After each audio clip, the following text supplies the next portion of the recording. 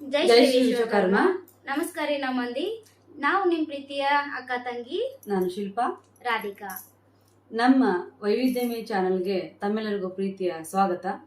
ನಾವು ಇವತ್ತು ತಮ್ಮ ಜೊತೆಯಲ್ಲಿ ಹಂಚಿಕೊಳ್ಳಕ್ಕೆ ಬಂದಿರುವಂಥ ವಿಷಯ ನಮ್ಮ ಹಬ್ಬಗಳು, ನಮ್ಮ ಸಂಸ್ಕೃತಿ ಹಾಗೂ ಯುವ ಪೀಳಿಗೆ. ಇದ್ರ ಕುರಿತಾಗಿ ತಮ್ಮ ಹತ್ರ ಒಂದು ಸ್ವಲ್ಪ ವಿಚಾರ ಹಂಚ್ಕೋಬೇಕಂತೇಳಿ ನಾವಿಬ್ಬರು ಇವತ್ತು ಬಂದೀವ್ರಿ. ಇನ್ನೇನು ಹಬ್ಬಗಳ ಹೆಬ್ಬಾಗಿಲು ಅಂಥೇಳಿ ಹಬ್ಬಗಳ ತೋರಣ ಅಂತ ಕರೆಸ್ಕೊಳ್ಳುವಂಥ ಶ್ರಾವಣ ಮಾಸ ಶುರು ಆಯ್ತ್ರಿ. ಇನ್ನು ಹಬ್ಬ ಅಂತ ಅಂದ ತಕ್ಷಣ ನಮಗೆ ನೆನಪಾಗೋದು ನಮ್ಮ ಬಾಲ್ಯ. ನಾವು ಸಣ್ಣವರಿದ್ದಾಗ ಹಬ್ಬ ಹರಿದಿನ ಬಂದ ತಕ್ಷಣ ಹಬ್ಬದ ದಿವಸ ಮುಂಜಾನೆ ಎಲ್ಲರೂ ನಸಿಕ್ನಾಗ ಹೇಳೋದ್ರಿ. ನಮ್ಮ ಮನೆ ಅವಾಗೆಲ್ಲರದು ಕೂಡು ಕುಟುಂಬ ಇರ್ತಿತ್ತು. ನಮ್ಮ ಮನೆಯಲ್ಲಿ ಇರುವಂಥ ಅಪ್ಪ, ದೊಡ್ಡಪ್ಪ, ಅಜ್ಜ, ಅಣ್ಣ ಇವರೆಲ್ಲರೂ ಸೇರಿ ಹೊರಗಿನ ಕೆಲಸ ಎಲ್ಲ ಮಾಡ್ತಿದ್ರಿ. ಅಂದ್ರೆ ಹೊರಗೆ ಹೋಗಿ ಹಬ್ಬಕ್ಕೆ ಬೇಕಾದಂಥ ಸಾಮಾನು, ಆಮೇಲೆ ತಳೆ ತೋರಣ ತರೋದು, ಕಟ್ಟೋದು, ಬಾಳೆಯಲ್ಲಿ ಬಿಡಿಸ್ಕೊಂಬರೋದು, ಈ ಥರ ಹೊರಗಿನ ಕೆಲಸ ಮಾಡೋದೆಲ್ಲ ಅವಾಗ ಕೊಟ್ಟಿಗೆಗಳು ಇದ್ದಂಥ ಮನೆಗಳೊಳಗೆ ಕೊಟ್ಟಿಗೆ ಕೆಲಸ ಎಲ್ಲ ಮಾಡಿ ಅದನ್ನು ಮುಗಿಸಿ ಬಂದು ಗಂಡ್ಮಕ್ಳು ಚಾಲು ಮಾಡ್ತಿದ್ರು. ಇನ್ನು ಹೆಣ್ಮಕ್ಳು ನಮ್ಮ ಅಮ್ಮ, ಅಜ್ಜಿ, ದೊಡ್ಡಮ್ಮ, ಅಕ್ಕಂದಿರು ಇವರೆಲ್ಲರೂ ಏನು ಮಾಡ್ತಿದ್ರಿ, ಅವರು ನಸಿಕ್ನಾಗೆದ್ದು ತಳಿ ರಂಗೋಲಿ, ಹೊರಗಿನ ಕಸ ಹೊಡೆದು, ನೀರು ಹೊಡೆದು, ಸಗಣಿ ಸಾರಿಸಿ ಚಂದ ಕಾಣುವಂಥ ದೊಡ್ಡ ದೊಡ್ಡ ರಂಗೋಲಿ ತೆಗೆದು ಮನೆಯನ್ನೆಲ್ಲ ಶುಭ್ರಗೊಳಿಸಿ ತಾವು ಕೂಡ ಸ್ನಾನ ಮಾಡಿ ಮಡಿಯಾಗಿ ರೆಡಿ ಆಗ್ತಿದ್ರು. ರೆಡಿ ಆಗಿಬಿಟ್ಟು ಇನ್ನು ಮುಂದಿನ ಕೆಲಸ ಮಾಡೋರೆಲ್ಲ ಅಡುಗೆ ಮನೆಯೊಳಗೆ ಅಡುಗೆ ಕೆಲಸ ರೆಡಿ ಮಾಡ್ತಿದ್ರಿ. ಆಮೇಲೆ ಅಪ್ಪ ಅಥವಾ ತಂದೆಯವರು, ದೊಡ್ಡಪ್ಪ ಅವರು ಸ್ನಾನ ಮಾಡಿ ಬಂದು ಪೂಜಾಕ್ಕೆ ನಿಂತರು ಅಂದ್ರೆ ಪೂಜಾದು ಕೋಲಿ ಸ್ವಚ್ಛ ಮಾಡಿಕೊಡೋದು, ದೇವ್ರ ಸಾಮಾನು ತೊಳ್ಕೊಡೋದು, ಆಮೇಲೆ ಅವ್ರು ಬಂದ ನಂತರ ಅವರಿಗೆ ದೀಪಕ್ಕೆ ಬತ್ತಿ ಸ್ವಚ್ಛ ಮಾಡಿಕೊಡೋದು, ಗಜ್ಜಿ ವಸ್ತ್ರ ಇವೆಲ್ಲ ಸಾಮಾನು ಮಾಡಿಕೊಡೋದನ್ನ ಹೆಣ್ಮಕ್ಳು ಮಾಡ್ತಿದ್ರು. ಇಷ್ಟೆಲ್ಲ ಮಾಡಿ ಎಲ್ಲರೂ ಸೇರಿ ಪೂಜಾ ಆದ ತಕ್ಷಣವೇ ಮನೆ ಮಂದಿ ಎಲ್ಲ ಸೇರಿ ದೇವ್ರ ಮುಂದೆ ನಿಂತು ಭಕ್ತಿಯಿಂದ ದೇವ್ರ ನಾಮಗಳನ್ನು, ಭಕ್ತಿಗೀತೆಗಳನ್ನು, ಮಂಗಳಾರತಿಯನ್ನೆಲ್ಲ ಮಾಡಿ ಎಲ್ಲರಿಗೂ ಮುಗಿದ ತಕ್ಷಣ, ಪೂಜೆ ಮುಗಿದ ತಕ್ಷಣ, ಮಂಗಳಾರತಿ ಆದ ತಕ್ಷಣ ಎಲ್ಲರಿಗೂ ಪ್ರಸಾದ, ತೀರ್ಥ ಎಲ್ಲ ಕೊಟ್ಟು ಎಲ್ಲರೂ ಭಕ್ತಿಯಿಂದ ನಮಸ್ಕಾರ ಮಾಡಿ ಮನೆ ಮಂದಿ ಎಲ್ಲ ಸೇರಿ ಒಟ್ಟಿಗೆ ಕೂತ್ಕೊಂಡು ಬಾಳೆಯಲ್ಲಿ ಊಟ ಮಾಡಿದ್ರಿ.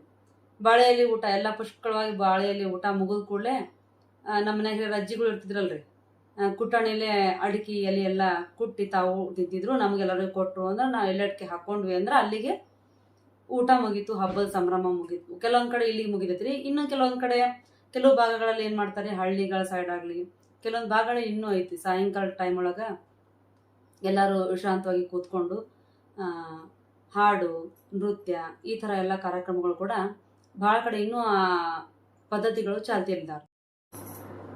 ಹೌದಕ್ಕ, ಅವಾಗಿನ ಹಬ್ಬಗಳು ಎಲ್ಲಾ ನೆನೆಸ್ಕೊಂಡ್ರು ಬಹಳ ಖುಷಿ ಆಗ್ತೈತಿ. ಯಾಕಂದ್ರ ಅವಾಗೆಲ್ಲ ಕೂಡ್ ಕುಟುಂಬ ಇತ್ತು. ನಾವೆಲ್ಲಾರು ಹಬ್ಬದ ದಿನ ಸೇರಿ ಮಾರ್ಕೆಟಿಗೆ ಹೋಗಿ ಅವೆಲ್ಲ ಹಬ್ಬ ಮುಗಿಸ್ಕೊಂಡು ವಾಪಸ್ ಬರ್ಬೇಕಾದ್ರೆ ಬಟ್ಟಿ ಗಿಟ್ಟಿ ತಗೊಂಡು, ಬಟ್ಟಿ ತಗೊಳ್ಳೋ ಸಂಬಂಧ ಒಂದ್ ವಾರ ಮುಂಚೆ ಅಪ್ಲಿಕೇಶನ್ ಹಾಕೋದು, ಅಪ್ಪದೇರಿಗದೆಲ್ಲ ನನಗ್ ಕೊಡಿಸ್ಬೇಕು ನೋಡಿ. ಯಾಕಂದ್ರೆ ಅವಾಗ ನಡ್ವರ್ಕ್ ಬಟ್ಟಿ ತಗೋತಿದ್ದಿಲ್ಲ, ಹಬ್ಬಕ್ಕೆ ಅಷ್ಟೇ ತಗೋದು. ಬಟ್ಟಿ ಆಗ್ಲಿ ಮತ್ತೊಂದಾಗ್ಲಿ ಕ್ಲಿಪ್ ಅವು ಏನೇ ಆಗ್ಲಿ ಹಬ್ಬದಾಗೆ ತಗೊಳ್ಳೋದು, ಜಾತ್ರೆ ಹೋಗಿನೇ ತಗೊಳ್ಳೋದು. ಹಂಗ್ ತಗೊಂಡು ಬಂದು ಅದೇನ್ ಖುಷಿ ಇತ್ತಲ್ಲ, ಬಹಳ ಖುಷಿ ಕಾಣಿಸ್ತಿದ್ವಿ ನಾವ್ ಅವಾಗ. ಆ ಖುಷಿ ಬಹಳ ಇತ್ತು. ಈಗ ಹೆಂಗಾಗ್ಬಿಟ್ಟೈತಿ ಅಂದ್ರ ಗಂಡ, ಹೆಂಡತಿ, ಮಕ್ಳು ಇದೇ ಕೂಡ್ ಕುಟುಂಬ ಆಗ್ಬಿಟ್ಟದ. ಇವ್ರೆಲ್ಲಾ ಏನ್ ಮಾಡ್ಬಿಟ್ಟಾರ, ಇಷ್ಟೇ ತಮ್ಮ ಸಣ್ಣ ಕುಟುಂಬ ಮಾಡ್ಕೊಂಡು ಪ್ಯಾಟಿಗೆ ಸೇರ್ಬಿಟ್ರು. ಅಲ್ಲಿ ದಿನದ್ದು ಅಡಿಗೆನೆ ಮಾಡ್ಕೊಂಡು ಉಳುದು ಹೈರಾಣ ಆಗ್ಯದ. ಆಮೇಲೆ ಈಗ ಗೌರ್ಮೆಂಟ್ ಹಾಲಿಡೇ, ಹಬ್ಬ ಹರಿದಿನ ಗೌರ್ಮೆಂಟ್ ಹಾಲಿಡೇ ಸಿಗ್ತೈತಿ, ಇಬ್ರು ನೌಕರಿ ಮಾಡ್ತೈತ ಗೌರ್ಮೆಂಟ್ ಹಾಲಿಡೇ ಸಿಗ್ತೈತಿ. ಆದ್ರೆ ಏನು ಅವತ್ತ ದಿನ ಪಾಪ ಅವ್ರಿಗಾರ ಏನ ದಿನ ದುಡುದು ಹೈರಾಣ ಆಗಿರ್ತೈತಿ. ಅವತ್ ಒಂದ್ ದಿನ ಸುಟ್ಟಿ ಸಿಕ್ಕಿರ್ತೈತಿ. ಸೊ ಅವಾಗ ಏನ್ ಮಾಡ್ತಾರ ಅವರು, ಇವತ್ತು ಒಂದಿನ ದಿನದ ಪೂಜೆ ಮಾಡ್ತಾರೋ ಏನ್ ಬಿಡ್ತಾರೋ ಗೊತ್ತಿಲ್ಲ. ಅವತ್ತು ಒಂದಿನ ಫುಲ್ ಆರಾಮ್, ಅವ್ರು ಹೊರಗೆ ತಿರ್ಗಾಡ್ಕೊಂಡ್ ಬಂದು ಹೊರಗೆ ತಿಂದು ಮಾಡಿ ಬರ್ತಾರ. ಮತ್ತಿನ್ ಅವ್ರದೇ ಆ ರೀತಿ ಅಂದಾಗ ಮಕ್ಕಳಿಗೆ ಹಬ್ಬಗಳ ಬಗ್ಗೆ ಏನ್ ಹೇಳ್ಕೊಡ್ತಾರ ಅವರು? ಏನು ಹೇಳ್ಕೊಡಕ್ ಆಗಲ್ಲ. ಅವಾಗಿನ ಮಂದಿ ಬಹಳ ಶಾಣೆ. ಎಲ್ಲಾ ಏನು ಹಬ್ಬಕ್ಕ ಹರಿದಿನಕ್ಕ ಏನೇನ್ ಅವರು ಒಂದೊಂದೊಂದೊಂದ್ ತಿನಸುಗಳನ್ನ ಮಾಡ್ಯಾರಲ್ಲ, ಕಾಲಕ್ಕೆ ತಕ್ಕಂಗ ಸಮಯಕ್ಕೆ ತಕ್ಕಂಗ ಅವ್ನ್ ತಿನ್ಲೇಬೇಕು. ಸೈನ್ಸ್ ಹಿಡ್ಕೊಂಡೇ ಮಾಡ್ಯಾರ, ಅವ್ನ್ ಸುಮ್ನೆ ಮಾಡಿಲ್ಲ. ಏನ್ ಮಾಡಾರ, ಸಂಕ್ರಾಂತಿಗೆ ಎಳ್ಳು ಬೆಲ್ಲ ತಿನ್ಬೇಕಂತ ಮಾಡ್ಯಾರ. ಆಮೇಲೆ ಯುಗಾದಿಗೆ ಬೇವು ಬೆಲ್ಲ ತಿನ್ಬೇಕಂತ ಮಾಡ್ಯಾರ. ಶ್ರಾವಣದಾಗ ಎಲ್ಲಾ ತಿನಿಸು, ತಿಂಡಿ ತಿನಿಸು ರುಚಿನೂ ಆಯ್ತು, ಖಾರನೂ ಆಯ್ತು, ಎಲ್ಲಾನು ಬಂದ್ ದೀಪಾವಳಿಗೆ ನಾವು ದೀಪಗಳನ್ನ ಅದ್ರೂ ಒಂದು ಸೈನ್ಸ್ ಐತಿ ಹಿಂದ ಅದ್ರ ಬಗ್ಗೆ ಈಗ ಈ ವಿಡಿಯೋದೊಳಗೆ ಮಾತಾಡಕತ್ರ ಮತ್ತೆ ಲಾಂಗ್ ಆಗ್ತೈತಿ. ಸೊ ಬೇಡ. ಆಮೇಲೆ ತುಳಸಿ ಹಬ್ಬ, ತುಳಸಿ ಲಗ್ನ ಮಾಡ್ತೀವಿ. ಹಿಂಗ ತುಳಸಿ ಲಗ್ನ ಅಂದ್ರೆ ಏನು ವರ್ಷದ ಮೊದಲೇ ಲಗ್ನ ಅಂತ ಹೇಳಿ ನಾವು ಹಂಗ ವಿಚಾರ ಮಾಡಿ ಮಾಡುವಂತ ಪದ್ಧತಿ ಮೊದಲಿಂದ ಇಟ್ಕೊಂಡು ಬಂದಿದ್ದು. ಹಂಗ ಇಟ್ಟಾರಂದ್ರ ಅವ್ರ ಮೇಧಾವಿಗಳು ಸುಮ್ನೆ ಮಾಡಿದ್ದಲ್ಲ ನಮ್ಮ ಹಿರಿಯರೆಲ್ಲಾರು. ಯಾಕಂದ್ರ ಅಷ್ಟೆಲ್ಲ ನಮ್ ಸೈಂಟಿಫಿಕ್ ಇಟ್ಕೊಂಡೆ ಈ ಕಾಲದೊಳಗೆ ಹಿಂಗ ತಿಂದ್ರನೆ ನಮ್ಮ ದೇಹಕ್ಕ ನಮ್ಮ ಮನಸ್ಸಿಗೆ ಎಲ್ಲದಕ್ಕೂ ಚಲೋ ಆಗೋಂಗ ಮಾಡ್ಯಾರ. ಮಾಡೋರಲ್ಲ. ಹಿಂಗಾಗಿ ನಮ್ಮ ಹಿರಿಯರು ಏನ್ ಮಾಡ್ರು, ನಮ್ಮ ದೇಹಕ್ಕ ಮನಸ್ಸಿಗೆ ಔಷಧಿಯಾಗಿ ಕೆಲಸ ಮಾಡುವಂತ ತಿನಿಸುಗಳನ್ನ, ಹಬ್ಬಗಳನ್ನ ಒಂದು ಸಂಸ್ಕೃತಿಯ ರೂಪದೊಳಗೆ ನಮ್ಗೆಲ್ಲರಿಗೂ ಬಳುವಳಿಯಾಗಿ ಕೊಟ್ರಿ. ನಾವ್ ಇಲ್ಲಿ ತನಕ ಅದನ್ನೆಲ್ಲ ಕರೆಕ್ಟ್ ಆಗಿ ಪಾಲಿಸ್ಕೊತ ಬಂದೀವಿ. ಆಯ್ತಾ? ಈಗ ಈಗಿನ ಮಕ್ಳು ಏನಿದಾರಲ್ರಿ, ಈಗಿನ ಯುವ ಪೀಳಿಗೆ, ಈಗೇನ್ ಹೇಳ್ತಾರಲ್ರಿ ಜೆನ್ಜಿ ಅಂತೇಳಿ, ಅವರೆಲ್ಲ ಏನ್ ಮಾಡ್ತಾರಿ, ಏನಾರ ಕೆಲಸ ಹೇಳ್ಬೇಕಂದ್ರ ನಮಗ ಮುಜುಗರ ಆಗ್ತೈತಿ. ಯಾಕಂದ್ರ ಒಂದ್ ಕೆಲಸ ಹೇಳಿದ್ವಿ ಅಂತ ತಿಳ್ಕೊರಿ, ಒಂದ್ ಮಾಡ್ತಾರ, ಅದು ಯಾಕಾರ ಹೇಳಿದ್ವಪ್ಪ ಅನ್ಬೇಕು ನಾವು, ಹಂಗ್ ಮುಖ ಮಾಡ್ಕೊಂಡು ಒಂದ್ ಕೆಲಸ ಮಾಡ್ತಾರ. ಒಂದ್ ಕೆಲಸ ಮಾಡೋದು ಮತ್ ಬರೋದು ಫೋನ್ ಹಿಡ್ಕೊಂಡ್ ಕೊಡೋದು. ಒಂದ್ ಕೆಲಸ ಹೇಳಿದ್ವಿ, ಇನ್ನೊಂದ್ ಹೇಳಿದ್ವಿ ಕೆಲಸ ಕುಂತಲೇ ಹೇಳೋದ ಕುಂದ ಆಗಂತ ಇನ್ನೊಂದ್ ಕೆಲಸ ಹೇಳಿದ್ವಿ ಅಂತ ತಿಳ್ಕೊರಿ, ಇನ್ನೊಂದ್ಸಲ ಅದೊಂದ್ ಕೆಲಸ ಮಾಡೋದು ಮತ್ ಬಂದ್ ಮೊಬೈಲ್ ಹಿಡ್ಕೊಂಡ್ ಕೊಡೋದು. ಅವ್ರಿಗೆ ಏನು ಹೇಳಕ್ ಆಗಂಗಿಲ್ರಿ ಈಗಿನ ಕಾಲದೊಳಗ. ದೊಡ್ಡವರಾಗ್ಬಿಟ್ಟಿರ್ತಾರ ಆಗ್ಲೇ. ಅವಾಗ ಏನಾಗ್ತತಿ, ನಮಗೂ ಹೇಳಕ್ ಕಿರಿಕಿರಿ ಅನಿಸ್ತೈತಿ.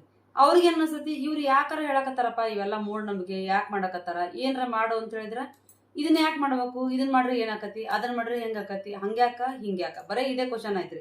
ಇವರೆಲ್ಲ ನಾವ್ ಮಾಡೋದ್ ನೋಡಿ ಅವ್ರಿಗೆ ಇಷ್ಟ ಹೈರಾಣ ಆಗ್ತಾರಲ್ಲ ಅನ್ನೋ ಭಾವನೆ ಬರಂಗಿಲ್ರಿ.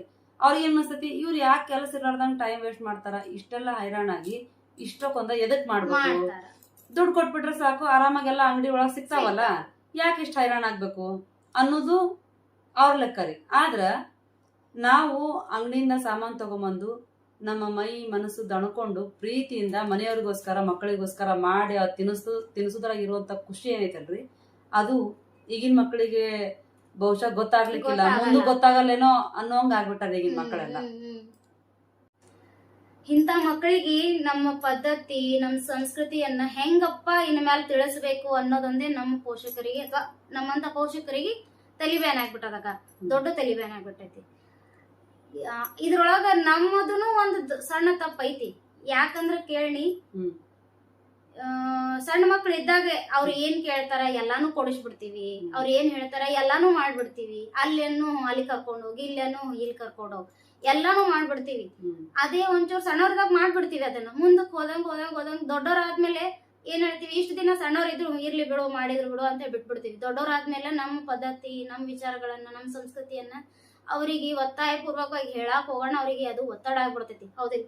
ಒತ್ತಡ ಆಗಿ ಅವಾಗ ಅವ್ರ ಏನ್ ತಿಳ್ಕೊತಾರ, ಇದೇನಪ್ಪ ನಮ್ಮ ಅಪ್ಪ ಅಮ್ಮ ಹಿಂಗ ನಮ್ಮ ಮೇಲೆ ಒತ್ತಡ ಹೇರ್ಲಿಕತ್ತಾರಲ್ಲ, ಹಿಂಗ್ಯಾಕ್ ಬರೀ ಎಲ್ಲಾನು ಹೇಳೋದೇ ಮಾಡ್ತಾರೆ, ಇಷ್ಟು ದಿನ ನಮ್ಗೆ ಹಿಂಗ್ ಇದ್ದಿದ್ದಿಲ್ಲ, ಈಗ್ಯಾಕ್ ಹಿಂಗ್ ಮಾಡ್ಲಿಕತ್ತಾರ ಅನ್ನೋದು ಅವ್ರಿಗೆ ತಲಿಬ್ಯಾನೆ ಆಗ್ಬಿಡ್ತೈತಿ, ಒತ್ತಡ ಆಗ್ಬಿಡ್ತೈತಿ. ಆ ಟೈಮಿಗೆ ಏನ್ ಆಗ್ಬಿಡ್ತೈತಿ, ನಮಗ ಮತ್ತ ನಮ್ಮ ಮಕ್ಕಳ ಮೇಲೆ ಒಂದು ದೊಡ್ಡ ಕಂದಕನೇ ಸೃಷ್ಟಿ ಆಗ್ಬಿಡ್ತೈತಿ.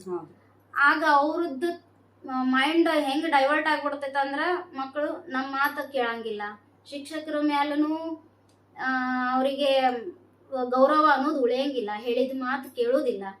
ಆ ಟೈಮಿಗೆ ಏನ್ ಮಾಡ್ಬೇಕು? ಇದು ನಮ್ದೇ ತಪ್ಪ. ಯಾಕಂದ್ರ ನಮಗೇನ್ ತಲೆ ಒಳಗಿರ್ತದಂದ್ರ, ನಾವು ಬಹಳ ಕಷ್ಟಪಟ್ಟಿವಿ, ಹಿಂದ ನಮಗೇನು ಸಿಕ್ಕಿಲ್ಲ. ಆ ಕಷ್ಟ ನಮ್ಮ ಮಕ್ಕಳು ನೋಡೋದ್ ಬೇಡ. ನಮ್ಗ ಎಷ್ಟು ಕಷ್ಟ ಆಗೈತಿ ನಾವೆಲ್ಲ ಪಡ್ಕೊಂಡಿವಲ್ಲ, ಅದು ನಮ್ಮ ಮಕ್ಕಳಿಗೆ ಸರಳವಾಗಿ ಸಿಗ್ಲಿ ಅನ್ನೋ ಒಂದು, ನಾವು ಒಳ್ಳೆ ಉದ್ದೇಶಕ್ಕೆ ಅದ್ ಮಾಡಿರ್ತೀವಿ. ಆದ್ರ ಅದನ್ನ ಮಾಡೋ ಬರೋದ್ರೊಳಗ ನಾವೇ ನಮ್ಮ ಮಕ್ಕಳನ್ನ ಏನೈತಿ ಹಾಳು ಮಾಡ್ಬಿಟ್ಟಿರ್ತೀವಿ. ಅದು ನಮಗ್ ಗೊತ್ತಾಗ್ಬೇಕಾರ ಬಹಳ ಸಮಯ ಮೀರಿ ಬಿಟ್ಟಿರ್ತೈತಿ. ಅಲ್ಲಿಗೆ ಏನಾಗ್ತದ, ನಮಗೆ ಗೊತ್ತಾಗ್ಲಾರ್ದಂಗ ನಾವ್ ಒಂದು ಸಮಾಜಘಾತಕ ಮಕ್ಕಳನ್ನ ಸೃಷ್ಟಿ ಮಾಡ್ಬಿಟ್ಟು ಏನೋ ಅಂತ ನಿಜ ಆಗ್ಬಿಡ್ತೈತಿ. ಅಷ್ಟೊತ್ತಿಗಾಗ್ಲೇ ಟೈಮ್ ಬಹಳ ಮೀರಿ ಬಿಟ್ಟಿರ್ತೈತ್ರಿ. ಹೌದಾ? ಈ ವ್ಯತ್ಯಾಸ, ಒತ್ತಡ ಏನೂ ಆಗ್ಬಾರ್ದಪ್ಪ. ನಮಗೂ ಒತ್ತಡ ಆಗ್ಬಾರ್ದು, ಮಕ್ಕಳಿಗೂ ಒತ್ತಡ ಆಗ್ಬಾರ್ದು. ಇವ್ರನ್ನ ನಾವು ಹೆಂಗ ನಮ್ಮ ಸಂಸ್ಕೃತಿಗೆ, ನಮ್ಮ ಸಂಸ್ಕಾರಗಳನ್ನ ಹೇಳ್ಕೊಟ್ಟು ಮುಂದಿನ ಪೀಳಿಗೆಗೂ ತಮ್ಮ ಮಕ್ಕಳನ್ನ ಮುಂದೆ ಬೆಳೆಸ್ಬೇಕು ಹೆಂಗ ಅನ್ನೋದನ್ನ ಹೇಳ್ಕೊಡ್ಬೇಕು ಅಂತಂದ್ರ, ನಾವೇನ್ ಮಾಡ್ಬೇಕು, ಸಣ್ಣ ಮಕ್ಕಳಿದ್ದಾಗೆ ಅವ್ರನ್ನ ನಾವು ಮೊದಲು ನಮ್ಮ ಪದ್ಧತಿಗಳನ್ನ ಕರೆಕ್ಟ್ ಆಗಿ ಪಾಲಿಸ್ಬೇಕು. ನಾವು ಜಾಬ್ ಮಾಡೋರಾದ್ರೆ ಎಲ್ಲಾ ತರ ಕರೆಕ್ಟ್ ಆಗಿ ಮಾಡ್ಲಿಕ್ಕೆ ಆಗಲ್ಲ ಅಂದ್ರೂ ತಮಗೆ ಎಷ್ಟು ನೀತೈತೆ ಅಷ್ಟು ಪೂಜೆ ಪುನಸ್ಕಾರಗಳ ಬಗ್ಗೆ ನೀವೆಲ್ಲ ಮಾಡುವಂತ ಕಾರ್ಯಕ್ರಮಗಳ ಬಗ್ಗೆ ಅವ್ರಿಗೆ ಕರೆದು ನಮ್ ಜೊತೆ ಅವ್ರನ್ನ ಫೋನ್ ಕೊಟ್ಟು ಕೂಡಿಸ್ಬಾರ್ದ್ರಿ, ಮಾತ್ ಕೇಳಲ್ಲ ಅಂತೇಳಿ ಕರ್ಕೋಬೇಕು. ನಾ ಇದನ್ ಮಾಡಾಕತ್ತೀವಿ, ಇದನ್ ಮಾಡ್ರಿ, ಒಂದೆರಡು ಸಣ್ಣ ಪುಟ್ಟ ಮಂತ್ರ ಹೇಳ್ಕೊಡೋದು. ಅವ್ರಿಗೂ ನಮ್ಮ ಸಂಸ್ಕಾರ, ಇದು ಈ ದೇವ್ರು, ಇದು ಈ ದೇವ್ರು, ಇದು ಈ ದೇವ್ರದ ಈ ಮಂತ್ರ, ಇದನ್ನ ಮಾಡಿದ್ರೆ ಹಿಂಗ ಆಗ್ತತಿ, ಅದೆಲ್ಲ ಒಳ್ಳೆ ವಿಚಾರಗಳನ್ನ ಅವ್ರ ಮೈಂಡ್ ಸೆಟ್ ಒಳಗು ನಾವು ತುಂಬೇಕ್ರಿ. ನಮ್ ಜೊತೆಗೆ ಅವ್ರನ್ನ ಕರ್ಕೊಂಡು ಎಲ್ಲಾ ಪದ್ಧತಿಗಳನ್ನ ಮಾಡಿಸ್ಬೇಕು, ನಾವು ಮಾಡ್ಬೇಕು. ಅವ್ರ ಕಡೆಯಿಂದನೂ ಅವೆಲ್ಲಾ ಪದ್ಧತಿಗಳನ್ನ ಮಾಡಿಸ್ಕೋತ ಬರ್ಬೇಕ್ರಿ.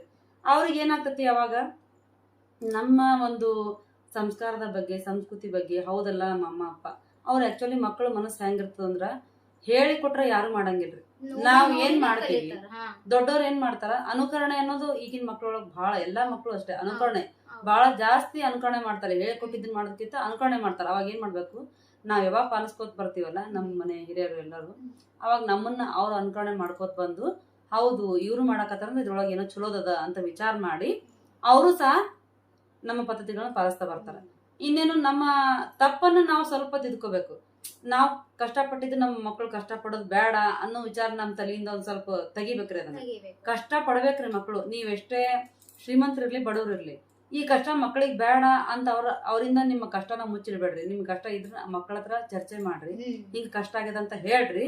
ಅದು ದುಡ್ಡಿನ ಸಮಸ್ಯೆ ಇರ್ಲಿ, ಊಟ ಸಮಸ್ಯೆ ಇರ್ಲಿ, ಬಟ್ಟಿದೆ ಇರ್ಲಿ, ಯಾವ್ದೇ ಸಮಸ್ಯೆ ಇರ್ಲಿ ಮಕ್ಕಳ ಹತ್ರ ಮಕ್ಕಳ ಮುಂದೆ ಮಾತಾಡ್ಬೇಕ್ರಿ. ಅವ್ರಿಗೆ ಹೌದು ಇದು ಸಮಸ್ಯೆ ಐತಿ ಅಂತ ಅವ್ರಿಗೆ ಅರಿವು ಬರಬೇಕು. ಅವಾಗ ಏನಾಗ್ತದ, ಏನಾದ್ರು ಕೇಳ್ಬೇಕಾರ ಆ ಮಕ್ಳು ಕೂಡ ವಿಚಾರ ಮಾಡ್ತಾರ. ಇಲ್ಲಂದ್ರೆ ಏನಾಕತ್ರಿ ಅದು ಬೇಕೇ ಅಂತ ಹಠ ಹಿಡಿದು ಕೊಡ್ತಾರ. ಈಗ ನಾವೇನ್ ಅನ್ಕೋಬೇಕಂದ್ರ ನಮ್ಮ ಮಕ್ಕಳಿಗೆ ಇಲ್ಲ ಅನ್ನೋದನ್ನ ನಾವು ಕಲಿಬೇಕು. ಕೇಳಿದ ತಕ್ಷಣ ಕೊಡ್ಸೋಕ್ಕಿಂತ ಒಂದ್ಸಲ 2 ಸಲ ಇಲ್ಲಪ್ಪ ಈ ಸದ್ಯಕ್ಕೆ ದುಡ್ಡಿಲ್ಲ, ಅದ ಆಮೇಲೆ ಕೊಡಿಸ್ತೀವಿ, ಅಥವಾ ಈ ಸಮಸ್ಯೆ ಅದ ಆಮೇಲೆ ಕೊಡಿಸ್ತೀವಿ, ಇದನ್ನ ಹೇಳೋದ್ ನಾವು ರೂಢಿ ಮಾಡ್ಕೋಬೇಕು.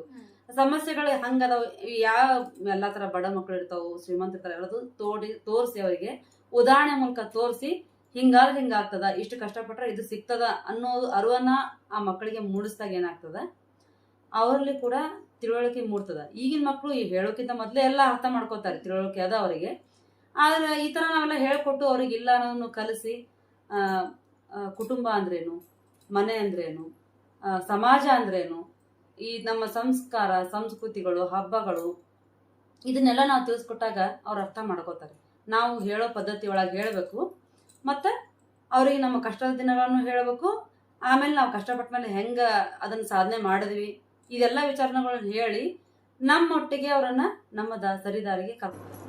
ಇನ್ನು ಇದೇ ವಿಚಾರವಾಗಿ ಒಂದು ಸಣ್ಣ ಕಥೆ ಐತ್ರಿ. ಏನಂದ್ರ ಒಬ್ರು ಹಿರಿಯರು ರಿಟೈರ್ಡ್ ಆದಂತ ವ್ಯಕ್ತಿ ಇರ್ತಾರ, ಮನೇಲಿ ಒಬ್ರು ಇರ್ತಾರ. ಅವ್ರ ಏನೈತಿ, ತಮ್ಮ ಪುಟ್ಟ ಮನೆ ಇರ್ತೈತಿ, ಅದ್ರ ಮನಿ ಮುಂದೆ ಒಂದು ಸಣ್ಣದು ಕೈತೋಟ ಮಾಡ್ಕೊಂಡು ಇರ್ತಾರೆ. ಅವ್ರು ಕೈತೋಟ ಮಾಡಿರ್ತಾರ. ಅದಕ್ಕ ಕಾಲಕ್ಕ ಮಳೆಗಾಲಕ್ಕೆ ಏನ್ ಬರ್ತೈತಿ, ನೀರ್ ಬರ್ತೈತಿ, ಅದಕ್ಕೆ ಏನ್ ಪೋಷಣೆ ಮಾಡ್ಬೇಕು ಅಷ್ಟು ಮಾಡ್ಬಿಟ್ಟು ಚಂದಾಗಿ ತೋಟ ನೋಡ್ಕೊಂಡು ಇರ್ತಾರ್ರಿ. ಅವ್ರ ಮನಿ ಬಾಜುಕಿನ ಮನಿಯೊಳಗ ಹೊಸದಾಗಿ ಒಬ್ಬ ಯುವ ವ್ಯಕ್ತಿ ಅಂದ್ರೆ ಯಂಗ್ಸ್ಟರ್ ಒಬ್ಬ ಅಲ್ಲಿಗೆ ಬಾಡಿಗೆ ಬರ್ತಾರ. ಅವನೇನ್ ಮಾಡ್ತಾನ್ರಿ, ಅವನು ತನ್ನ ಮನೆ ಮುಂದೆ ಒಂದ್ ಸಣ್ಣದ ಕೈತೋಟ ಮಾಡ್ತಾನ. ಅವನು ಇವ್ರ ಮನೆ ಮುಂದೆ ಬೆಳೆದಿದ್ದು ಬೆಳಿ ಎಲ್ಲ ನೋಡ್ತಾನ. ನೋಡಿ ಇವ್ರೇನ್ ಬೆಳೆಸಾರ, ಇವ್ರಕ್ಕಿಂತ ನಾ ಭಾರಿ ಬೆಳೆಸ್ತೀನಿ ಅಂತ ಹೇಳಿ ತಮ್ಮ ಮನೆ ಮುಂದೆ ಕೈತೋಟಕ್ಕೆ ಏನದಲ್ಲ, ಹೂವಿನ ಗಿಡ ಆಗ್ಲಿ ಮತ್ತೊಂದಾಗ್ಲಿ ಎಲ್ಲ ಬೆಳೆದಿರ್ತಾನಲ್ಲ, ಅದಕ್ಕ ಆದಷ್ಟು ಜಾಸ್ತಿ ನೀರು ಗೊಬ್ಬರ, ಪ್ರತಿದಿನ ಜಾಸ್ತಿ ನೀರು ಗೊಬ್ಬರ, ಅದಕ್ಕೆ ಪೋಷಕಾಂಶಗಳು ಏನೇನ್ ಬೇಕು ಅದೆಲ್ಲ ತಿಳ್ಕೊಂಡು ಹೆಚ್ಚಿಗೆ ಕೊಡ್ತಾನ್ರಿ ಅದಕ್ಕೆ. ಅವಾಗ ಏನಾಗ್ತದ, ಈ ಏನ ರಿಟೈರ್ಡ್ ಆದ ವ್ಯಕ್ತಿ ಇರ್ತಾರಲ್ಲ ಹಿರಿಯರು, ಅವ್ರ ಗಿಡಗಳು ಇನ್ನೂ ಒಂದಿಷ್ಟಿಷ್ಟು ಇರ್ತಾವ. ಇವರು ಅದಕ್ಕ ಈ ಒಂದು ಯುವಕ ಏನಿರ್ತಾನಲ್ಲ ಅವನ್ ಬೆಳೆಸಿದಂತ ಗಿಡಕ್ಕೆ ಜಾಸ್ತಿ ಪೋಷಕಾಂಶ ಗೊಬ್ಬರ ಎಲ್ಲ ಕೊಟ್ಟಿದ್ರಿಂದ ಸಿಕ್ಕಾಪಟ್ಟೆ ಫಾಸ್ಟ್ ಆಗಿ ಗಿಡಗಳೆಲ್ಲ ಬೆಳೆದು ದೊಡ್ಡ ಆಗ್ಬಿಡ್ತಾವ, ಚಂದ ಹೂ ಬಿಟ್ಟಿರ್ತಾವು, ಫಲ ಕೊಟ್ಟಿರ್ತಾವು. ಅವಾಗ ಒಂದ್ ದಿವಸ ಆ ಹುಡ್ಗ ಅದನ್ನ ನಿಂತ್ಕೊಂಡು ನೋಡ್ತಾನ್ರ. ಯುವಕ, ಆ ಹಿರಿಯ ಮನುಷ್ಯರು ಬಂದ್ ಹೊರಗೆ ನಿಂತಿರ್ತಾರ, ಇವನು ಬಂದ್ ಹೊರಗೆ ನಿಂತ್ಕೊಂಡು ಸರ್ ನಮಸ್ಕಾರ ರೀ ಅಂತ ಹೇಳಿ ಅವ್ರಿಗೆ ಮಾತಾಡಿಸಿ ಹೇಳ್ರಿ ಏನ್ರಿ ಅಂತ ಕೇಳಿದಕ್ಕೆ, ಇಲ್ರಿ ನೋಡ್ರಿ ನೀವು ಮೊದಲೇ ಗಿಡ ಬೆಳೆಸಿರಿ, ನೀವು ಅಷ್ಟು ಚಂದ ಬೆಳೆದಿಲ್ಲ, ಆದ್ರೆ ನಾನ್ ಬಂದ್ ಬಹಳ ದಿವಸ ಆಗಿಲ್ಲ, ಅವಕ್ಕೆ ಏನೇನ್ ಬೇಕು ಅನ್ನೋದ್ರೆಲ್ಲ ನಾನು ಸರಿಯಾಗಿ ವಿಚಾರ ಮಾಡಿ ಇನ್ವೆಸ್ಟಿಗೇಷನ್ ಮಾಡಿ ಅದಕ್ಕೆ ಏನೇನ್ ಬೇಕು ಅದು ಗೊಬ್ಬರ ನೀರು ಎಲ್ಲಾ ಪ್ರಮಾಣದಲ್ಲೂ ಹೆಚ್ಚಿಗೆ ಕೊಟ್ಟಿನಲ್ಲ, ಹಿಂಗ್ ಗಿಡ ಬೆಳೆಸ್ಬೇಕು. ಅದಕ್ಕೆ ನೋಡ್ರಿ ಎಷ್ಟ್ ಚಂದ ಬೆಳೆದಾವ್ ನನ್ನ ಗಿಡಗಳು, ಎಷ್ಟ್ ಚಂದ ಫಲ ಕೊಟ್ಟಾವು, ಎಷ್ಟು ಜಲ್ದಿ ಬೆಳೆದಾವು, ಎಷ್ಟು ಎತ್ತರ ಬೆಳೆದಾವು ಅಂತೇಳಿ ಖುಷಿಯಿಂದ ಹೇಳ್ಕೊತಾನ. ಅವಾಗ ಈ ಹಿರಿಯರು ಏನ್ ಹೇಳ್ತಾರೆ, ಹೌದಪ್ಪ ನಿನ್ ಗಿಡ ಬಾಳ ಚಂದ ಬೆಳೆದಾವು, ಜಲ್ದಿ ಫಲ ಕೊಟ್ಟಾವು ಅಂತ ಹೇಳಿ ಒಂದು ಸಣ್ಣ ಸ್ಮೈಲ್ ಕೊಡ್ತಾನ್ರಿ. ಅವರು ಹಿರಿಯರು ಒಂದು ಸಣ್ಣ ಸ್ಮೈಲ್ ಕೊಟ್ಟು ಅವ್ರ ಪಾಡಿಗೆ ಅವ್ರ ಮನ್ಯಾಗ ಅವ್ರು ಹೋಗ್ತಾರೆ, ಇವ್ರ ಮನ್ಯಾಗ ಇವ್ರು ಹೋಗ್ತಾರೆ. ಒಂದು ವಾರದೊಳಗ ಅಲ್ಲಿ ಸಿಕ್ಕಾಪಟ್ಟೆ ಜೋರಾಗಿ ಬಿರುಗಾಳಿ ಸಮೇತ ಮಳಿ ಬರ್ತದ. ಬಿರುಗಾಳಿ ಸಮೇತ ಜೋರಾಗಿ ಮಳಿ ಬರ್ತದ. ಆ ಮಳಿ ಬಂದ ತಕ್ಷಣ ಏನಾಕತ್ರಿ, ಒಂದೇ ದಿವಸ ಅದು ಮಳಿ ಬರೋದು, 1-2 ತಾಸು ಬರ್ತದ ಅನ್ಕೋರಿ. ಅದು ಬಂದಾಗ ಏನೈತಿ, ಈ ಹಿರಿಯರು ಬೆಳೆದಂತ ಗಿಡಗಳನ್ನದಾವಲ್ಲ ಸ್ವಲ್ಪ ಹೊತ್ತು ಬಾಳ ಎತ್ತರ ಬೆಳೆದಿರಂಗಿಲ್ಲ, ಬಾಗಿ ಬಿಡ್ತಾವ. ಆ ವ್ಯಕ್ತಿ ಬೆಳೆದಂತ ಗಿಡ ಏನದಾವಲ್ಲ ಅವೆಲ್ಲವನು ಗಾಳಿ ಮಳೆಗಿನದ ತಾಳಲಾರದೆ, ಅಂದ್ರೆ ಸಿಕ್ಕಾಪಟ್ಟೆ ಗೊಬ್ಬರ ನೀರು ಎಲ್ಲ ಸಿಗೋದ್ರಿಂದ ಇದು ಆಗಿ ಬೆಳೆದು ಅದರಲ್ಲಿ ಮೇಲೆ ಬಂದು ನಿಂತ್ಬಿಟ್ಟಿರ್ತಾವ್ರ ಭೂಮಿ ಮೇಲೆ, ಆಳಕ್ಕೆ ಬೇರೆ ಇಳಿದಿರಂಗಿಲ್ಲ, ಎಲ್ಲವೂ ಕಿತ್ಕೊಂಡು ಹೋಗ್ಬಿಡ್ತಾವ್ರಿ. ಅರ್ಧಕ್ಕರ್ಧ ಗಿಡ ಏನೈತಿ ಬಾಡ್ಬಿಡ್ತಾವು, ಕಿತ್ಕೊಂಡು ಹೋಗಿರ್ತಾವ, ಅಲ್ಲಿ ಏನು ಉಳಿದಿರಂಗಿಲ್ಲ. ಆಮೇಲೆ ಮರುದಿವ್ಸ ಬೆಳಗ್ಗೆ ಎದ್ಮೇಲೆ ಬಂದು ಆ ಹುಡುಗ ನೋಡ್ತಾನ್ರಿ, ಅಯ್ಯೋ ನನ್ ಗಿಡ ಎಷ್ಟು ಚಂದ ಬೆಳೆದಿದ್ವು, ಯಾವ ಉಳಿಲೇ ಇಲ್ಲಲ್ಲ, ಹೆಂಗಾಗ್ಬಿಡ್ತಲ್ಲ ಅಂತೇಳಿ ಅವನಿಗೆ ಆ ಹಿರಿಯರಿಗೆ ಮುಖ ತೋರ್ಸಕ್ಕನೂ ದಾರಿ ಇರಂಗಿಲ್ಲ, ಅಸಹ್ಯ ಆಗ್ಬಿಡ್ತದ. ಆಮೇಲೆ ಗಿಡ ಹೋಗಿದ್ದೊಂದು ಬೇಜಾರಿರ್ತದ. ಅವಾಗ ಹೌದಲ್ಲ ಈ ಹಿರಿಯರ ಗಿಡ ಎಷ್ಟು ಚಂದ ಅದಾವ, ಅವಕ್ಕೇನು ಆಗೇ ಇಲ್ಲಲ್ಲ, ಹಂಗೆ ಅದಾವಲ್ಲ ಅಂತ ಆಶ್ಚರ್ಯ ಆಗ್ತದ ಅವನಿಗೆ. ಬಂದು ಆ ಹಿರಿಯರ ಹತ್ರ ತಾನೇ ಕೇಳ್ತಾನ್ರಿ, ಇಲ್ರಿ ಮತ್ತ ನಾ ಬೆಳೆದ ಗಿಡ ಹಿಂಗಾದವು, ನಿಮ್ ಗಿಡ ಅಷ್ಟು ಬೆಳೆದಿಲ್ಲ ಖರೆ, ಆದ್ರೆ ಇನ್ನೂ ಬಿಗಿಯಾಗಿ ನಿಂತಾವಲ್ಲ, ಇದಕ್ಕೆ ಏನ್ ಕಾರಣ ಅಂತ ಕೇಳ್ತಾನ ಹುಡುಗ. ಅವಾಗ ಹಿರಿಯರು ನಕ್ಕು ಹೇಳ್ತಾರ್ರಿ, ಇಲ್ಲಪ್ಪ ನನ್ನ ಗಿಡಕ್ಕೆ ಏನಾಗಿತ್ತು, ನಾನು ಪ್ರತಿದಿನನೂ ನೀರು ಹಾಕ್ತಿರ್ಲಿಲ್ಲ, ನೀನ್ ತಂದು ಹಾಕದಂಗ ಯೂರಿಯಾ ಗೊಬ್ಬರ ಆಗ್ಲಿ ಮತ್ತೊಂದಾಗ್ಲಿ ಅದಕ್ಕೆ ಏನ್ ಬೇಕು ಎಲ್ಲಾ ವಸ್ತುಗಳನ್ನ ಅದಕ್ಕೆ ಹಾಕಿಲ್ಲ. ಅದು ಕಡಿಮೆ ಬಿದ್ದ ತಕ್ಷಣ ನನ್ನ ಗಿಡಗಳು ಏನ್ ಮಾಡಿದ್ವು, ತನಗೆ ಬೇಕಾದಂತ ಪೋಷಕಾಂಶಗಳನ್ನ ತಗೊಳ್ಳೋ ಸಂಬಂಧವು ತನ್ನ ಬೇರುಗಳನ್ನ ಭೂಮಿಯ ಆಳಕ್ಕಿಳಿಸಿದ್ವು. ಆಳಕ್ಕಿಳಿಸಿ ತನಗೆ ಬೇಕಾದಂತ ಪೋಷಕಾಂಶಗಳನ್ನ ತಗೊಂಡು ಅಲ್ಲ, ಈ ರೀತಿಯಾಗಿ ಅವು ಕೆಳಗ ಜಾಸ್ತಿ ಬೇರು ಇಳಿದಿದ್ದಕ್ಕ ಗಟ್ಟಿಯಾಗಿ ನೆಲದಾಗ ನಿಂತಾವು.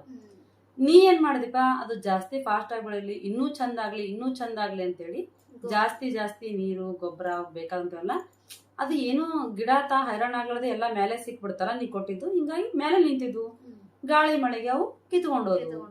ಇಷ್ಟೇ ನಾ ಹೇಳೋ ಕಥೆ ತಾತ್ಪರ್ಯ ಏನಂದ್ರೆ, ನಮ್ಮ ಮಕ್ಕಳಿಗೆ ನಾವು ಎಷ್ಟು ಈಸಿಯಾಗಿ ಎಲ್ಲವನ್ನು ಕೊಡ್ತೀವಿ, ಒದಗಿಸ್ತೀವಿ, ಆ ಮಕ್ಕಳಿಗೆ ಏನೈತಿ ಕಷ್ಟ ಗೊತ್ತಾಗಲ್ಲ. ಆಮೇಲೆ ಒಂದು ಕಾಲಕ್ಕೆ ಅವಾಗ ಕಷ್ಟ ಬಂದಾಗ ಅದನ್ನ ಹೆಂಗ್ ಎದುರಿಸ್ಬೇಕು ಅಂತ ಗೊತ್ತಾಗ್ಲಾರ್ದೆ ಈಗಿನ ಕಾಲದಾಗ ಸೂಸೈಡ್ಗಳು ಜಾಸ್ತಿ ಆಗ್ಲಿಕತ್ತಾವ. ಅವಕ್ ತಾವೇ ಕಷ್ಟ ಬರೋದು ಒಂದ್ಸಲ ಪೆಟ್ಟ ಬಿತ್ತು ಅಂತಂದ್ರ ಆ ಮಕ್ಕಳು ಮನಸ್ಸಾಗ್ಲಿ ದೇಹ ಆಗ್ಲಿ ಗಟ್ಟಿ ಹಾಕೋತ ಹೋಗ್ತದ. ಹೌದಾ? ಇದೇ ತರ ನೀ ಏನ್ ಹೇಳಿದೆಲ್ಲ ಕತಿ, ಈಗ ನಾವ್ ಹೇಳೋ ವಿಷಯಕ್ಕ ಬಹಳ ಪೂರಕ ಆಗೈತಿ. ನಾನು ಅದನ್ನೇ ಹೇಳ್ಬೇಕಂತ ಮಾಡಿದ್ದೆ. ಈಗ ಮಕ್ಳು ತಪ್ಪು ಮಾಡಿದಾಗ ಅವ್ರು ಸಣ್ಣ ಪುಟ್ಟ ತಪ್ಪೆ ಮಾಡ್ಲಿ ದೊಡ್ಡ ತಪ್ಪೆ ಮಾಡ್ಲಿ, ನಾವು ಕೊಡ್ಬೇಕಾಗಿದ್ದ ಶಿಕ್ಷೆ ಸಣ್ಣದೇ ಆಗ್ಲಕ್ಕ ಶಿಕ್ಷೆ ಮಾಡ್ಬೇಕು ಅವ್ರಿಗೆ. ಅಂದ್ರ ಅವರು ತಾವು ಮಾಡಿದ ತಪ್ಪನ ತಮಗ ತಿಳುವಳಿಕೆಗೆ ಬರ್ತದ.